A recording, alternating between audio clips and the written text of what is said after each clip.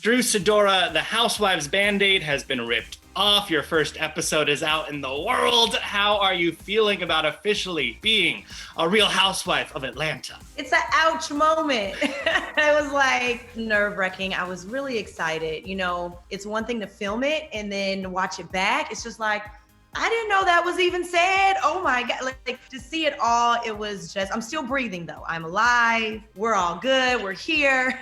And so let the journey play out. There were some shady moments on both sides. You got your digs in. I'm just saying. Somebody need to tell her though.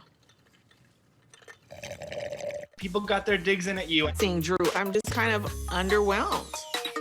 Anything that surprised you that was said in that first episode? You know, I felt something with Kenya. Like I didn't know because it wasn't in my face, but I did feel the energy just, I couldn't figure it out. So after watching last night, I was like, oh, it explains a lot. You know what I mean? Of why the relationship ended up or ends up where it is. And even with LaToya, like they never said it to me. So I just was like, wow, that's really shocking. A pet on my head? That's what we're talking about. Kenya, we know Kenya, but LaToya, this was also our introduction to her. And it was like, you're coming in guns blazing. Okay, shots fired. She has a pen on her head. Stop okay, it. but I just need some wine. I mean, I was shocked with her behavior. I was just like, wow, okay. Not even just towards me, but you know, to our gracious host, Cynthia. She walked in and she was just very comfortable, you know? And I was just taken aback by her energy, but it explained a lot for me. So now I am fully woke. Well, let's rewind a little bit. I was in the game, but now I'm calling all the plays. Why was now the time to join Real Housewives? Because from what I understand, this had crossed your desk a couple times. It actually did 3 times. So the first time was back in 2015. I was pregnant with my now 5-year-old Makai. And before I was gonna take the trip to Atlanta, my water broke at 28 weeks. And that was really serious. And I was immediately put on bed rest, hospitalized. Thankfully, he was delivered healthy, but he was born premature. So that just wasn't the right time. It was like, obviously not, you know, family first. That was really a scary experience. But then they called back and I actually got a chance to hang out with Eva, Marcel, and Cynthia at her wine cellar opening. And then they came back for season 13. I was like, okay, like, God, what are you trying to tell me? Obviously, this is it and it's meant to be. And I just felt like with everything that I've gone through, 2020 has been a rough year, I'm sure, for everybody. So it was just like, I have a lot to share and I would never have the opportunity to share it. You know, just doing a film or TV, you would never see that I'm dealing with so much in my life. So I just felt like it was the right time. You are sharing a lot. That first episode, we learned so much. Was there any moment where you were like, oh no, baby, we shared too much? Ralph, we shouldn't have said so much. Yeah, how about day one? Day one, I was like, this was not at all how I thought it was gonna go. It just happened, you know, because he left right before we started filming. He left. I did not know where he was and it unfolded. Did you leave Georgia? Absolutely. Where did you go? If you don't feel like you need to tell me where you went, then we can dead end it right there. Dead end what? It unraveled literally with the cameras and I definitely didn't plan that and nor did I want to. I wish I could have taken it back in that moment. I was super embarrassed, which is why you saw me walk off because I was like, this is too much, I'm done. But all in all, as you'll see, we're dealing with our marriage now and we're in counseling and I'm super grateful for that. You've worked through these issues. You've gotten to a better place, it sounds like. We are definitely in progress. Okay.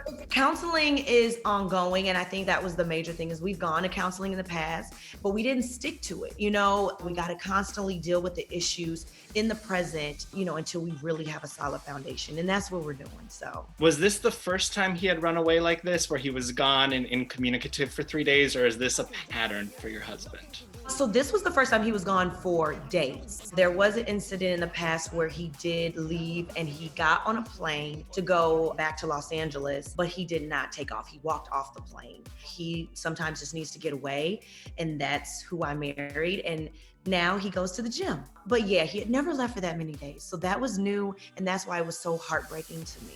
Well, it's red flag territory, is it not? It was red flag territory for me, which is why I was like, we gotta address this to make it to 7 years, which ultimately we love each other. We're committed to our marriage. You have a camera in the house that watches us? I have cameras everywhere. What are Okay, you so talking were you about? watching us when you were gone? No. That's a lie. You gonna lie to me? You're telling you lying what it to is. me. Did you ever get answers on whether he was staying on you or not? Yeah, you gotta watch because I am still getting answers. I got a new answer last night from a family member. So I was like, thank you. It is an evolution and we're on what's called a journey. Reality shows have a history of making or breaking relationships. So was that ever a thought that like, oh, we're gonna lay it all out there, this could backfire on us? It's kind of like when you've tried all different things. Like we tried the arguing, we tried well, let's separate. We've tried all those different things. And kind of when you get to this point, you're like, what else do we have to lose? Like this is something we haven't tried, which is putting it out there, being able to see ourselves in a real true light. If anybody watching can relate to that and we can help someone along their journey too, I think that's a blessing. All right, from your personal story to the group story, let's walk through some of these ladies that you're getting to know. I feel like I know most of these answers, but I'm gonna ask anyway. Okay. Who was the most welcoming cast member? Oh my God, for sure, Cynthia and Portia, for sure. Those are my ride or dies. Least welcoming castmate. Well, we all watched it, America. Most definitely LaToya from Jump. And I think Kenya, she just didn't take to me, the way that I would have expected. I don't think it was warranted. I just think it was pretty nasty. So it is what it is. You can't get along with everybody, and I'm learning that. So as much as it would have been awesome, because I really did look up to her, when I was a little girl, and it was unfortunate. Okay, I'm taking the look up as a little girl as a little slight shade there. I talked to her about a week ago, and she said, Drew is thirsty, Drew is parched. And she's got a beverage, so she's all good. I take care of myself. I'm a big girl, and it's a shot, and I take it for what it is. Sometimes negativity comes in different forms, and right now it's just coming from a fluffy face. And what did you make of her dog pound comment? Oh, Cynthia. Where do you get all of these strays from, honey? I mean, what do you do? Just visit the local pound? It was a nice little kitten. I mean, honestly, listen, I'll take that on the chin because it's COVID. I was doing the best I could. I was laying down my own wig, and I felt very good about that. I wasn't allowing people in our home. My mom was living with me, and I was like, okay. I mean, it could have been a little shinier, but she was a cute little kitten. She was a cute little kitten, and I felt good about it when I walked out the door. And like I said, I think all girls can relate to the struggle of COVID and us trying to keep our looks together. Which castmate surprised you the most over the course of filming season 13? I would say Portia. I mean, Portia, I just am so inspired by her Black Lives Matter movement. And I think just the woman that she's become, she's super strong. She's so much fun.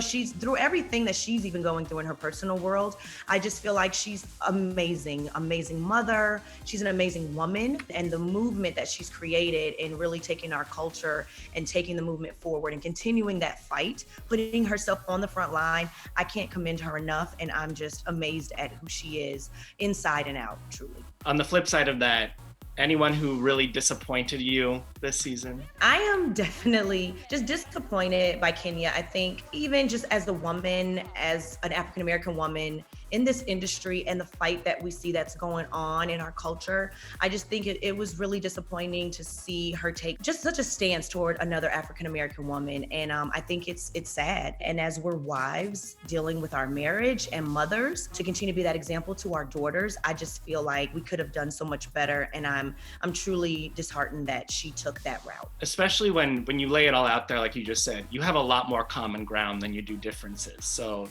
for her to poke at them is surprising. Yeah, because I'm transparent and I'll be the first one to say, I'm not perfect. I am definitely not perfect. And that's even why I'm here, because I'm here on a journey like everyone else is trying to figure it out.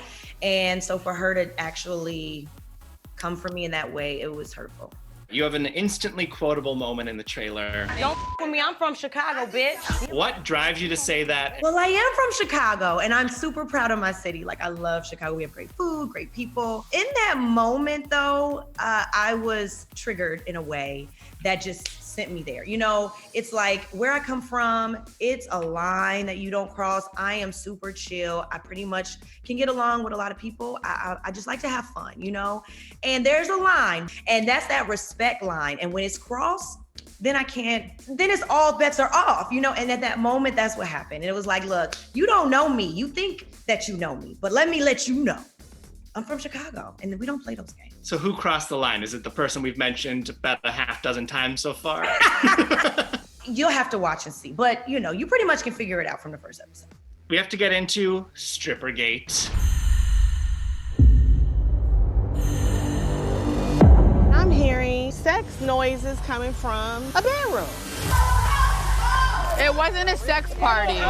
Who said that? She's making disparaging comments about me and you involving a stripper. Wow, I'm over this. What do fans need to know about this moment we'll see later down the line? I had such an amazing time. That was my first bachelorette party I ever attended. So I was just like, this is incredible. Like, it was so much fun. And I was shocked to hear like all the aftermath, because I always thought like what happens at a girl's bachelorette party stays at a girl's bachelorette party. And that just wasn't the case. I don't know what happened. I don't know what they're talking about. I was in my bed sleep. So I'm gonna be sitting there eating my popcorn right along with y'all watching it, because I have no idea. You're going to be getting the answers as we get the answers.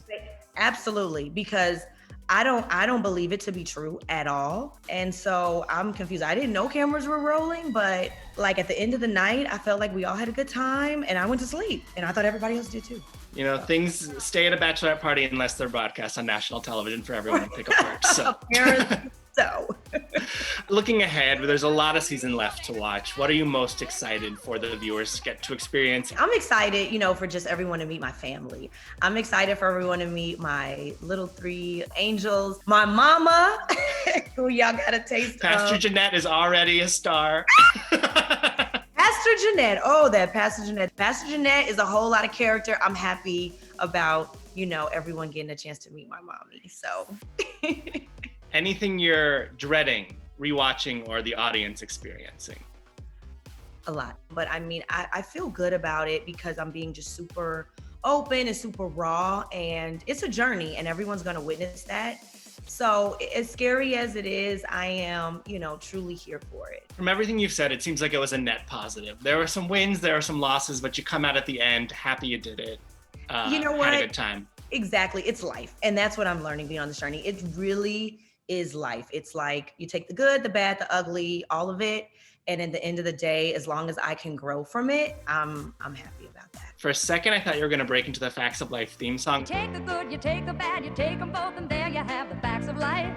Which was going to send me, because both Kenya and Cynthia told me you remind them of when Kim Fields was on the show, but you're willing to get in the mix a bit more. And you know what? Shout out to Kim Fields. She is an icon, a legend, a talent to be reckoned with. And she has opened up doors even for myself coming up in that. So again, disheartening that you're an actress wanting to be back on the screen and you tear down someone that has been super important to our industry and to our art. You are awful. The award goes to Kim Tootie Fields for Best Exit in Jamaica. I love the Kim Fields. I will take it. I actually grew up, you know, watching her. My mom and Kim Fields' mom were friends. So yeah, how about that? How about that? Take that. To wrap things up here, if you had to boil down your debut season of The Real Housewives of Atlanta into one word, what is your word for season 13? Roller damn coaster. Roller coaster it has been. Every day it's been an experience, breathtaking at times, stomach, butterfly, all that you would think. It's been all of that for me.